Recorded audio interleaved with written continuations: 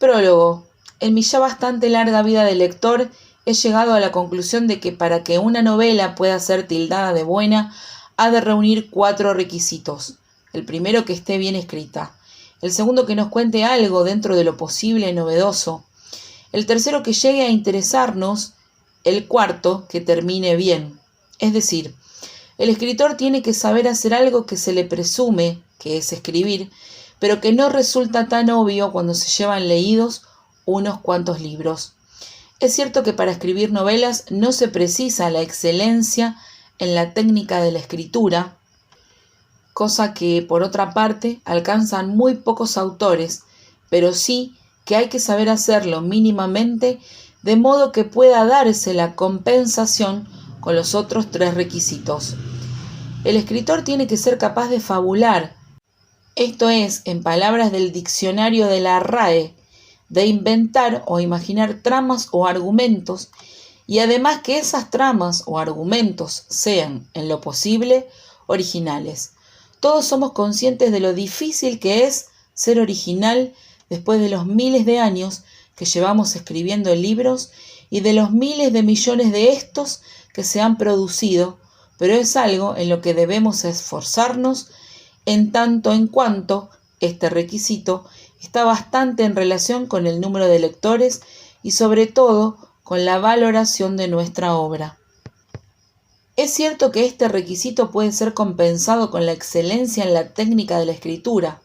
Hay autores a los que solo se les lee por cómo escriben, o con la dosis extrema en el tercero de ellos, pero entramos en el terreno de lo excepcional al que llegan muy pocos.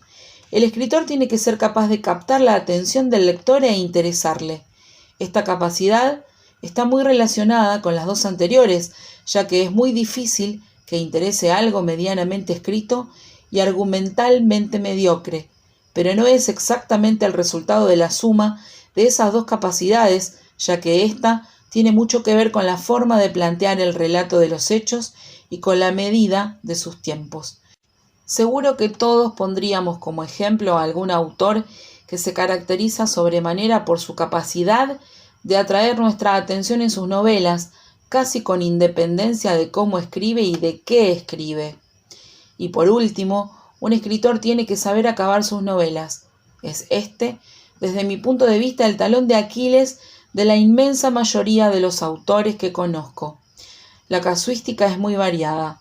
Finales que no son consecuentes con el relato anterior, finales forzados a la idea preconcebida del autor, finales apresurados, acaso los más frecuentes, finales abiertos sin causa justificada, etcétera, etcétera, etcétera. Es curioso, pero siendo seguramente el menos importante de los 4 requisitos, es el único que puede convertir en mala una buena novela, aunque no necesariamente lo contrario. De forma intencionada evito el entrar en la promoción y difusión del libro, porque primero, esto no contribuye a que la obra sea mejor o peor, aunque sí a que se conozca más o menos, y segundo, poco tiene que ver, en muchas ocasiones, con las capacidades del autor. Y dicho todo esto, ¿en qué punto situamos a René Escape y a su novela Muerte en el Valle del Sol? Pues he de confesar que después de leer Muerte en el Valle del Sol, me quedó una sensación que traduciríamos en las siguientes palabras.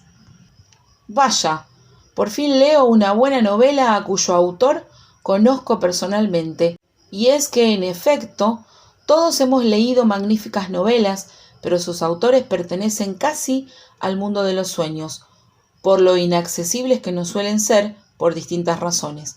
Pero analicemos la novela según esos 4 parámetros que hemos comentado y sin develar nada que no debamos. La novela está bien escrita, con un lenguaje florido, chispeante y vitalista, no obstante, esto último, con la descripción de escenas que harían pensar lo contrario.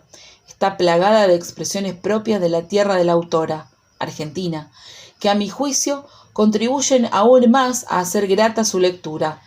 Es de destacar la capacidad de expresión de la autora, que se deja sentir en todo momento, poniendo de relieve que se trata de una persona de verbo fácil y rico. La historia que nos cuenta no es original en cuanto a género, pero sí en sí misma, con lo que cumple sobradamente el requisito de la fabulación. Además, el género al que nos referimos, de intriga, policíaco, negro, que de todo tiene, es posiblemente el género de moda que cuenta también posiblemente con el mayor número de lectores. Mención aparte merece cierto carácter esotérico de la obra que la convierte, si no en única, sí en distinta de las demás y que la dota de una personalidad especial. Lo expresado en los 2 párrafos anteriores sería suficiente para acabar diciendo lo que vamos a decir, y es que la obra no solo le interesa al lector, sino que le atrapa y no lo suelta hasta el final. Pero es que además ello se debe a que René conduce bien la obra, le da la medida exacta a los tiempos que maneja y genera en el lector la expectación que constituye prácticamente la razón del éxito de una obra de ficción. En cuanto al final, la obra cumple con las exigencias que yo considero mínimas. La obra tiene así un final coherente con el desarrollo de la misma, del que deviene como consecuencia no sometida a artificios de ningún tipo. Se prolonga durante un tiempo adecuado y resolviendo todas las incógnitas que han sido planteado, y es por último un final cerrado, que quiere decir que no le dejamos al lector la ardua tarea de que complete lo que el autor no ha completado. Cabría ahora entrar en qué es lo que yo echo de menos de la novela de René, y la verdad es que se me pone muy difícil el señalar algo. Si acaso la extensión.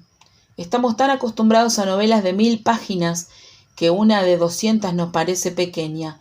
200 páginas que, sin embargo, han sido suficientes a lo largo de la historia para dar a luz a grandes obras. Así que me quedaré finalmente con la calidad de la novela y no con su extensión, y diré, como Gracián, que lo bueno, si breve, 2 veces bueno. Firmado en Madrid a 25 días de agosto del 2018. Antonio Perán Elvira.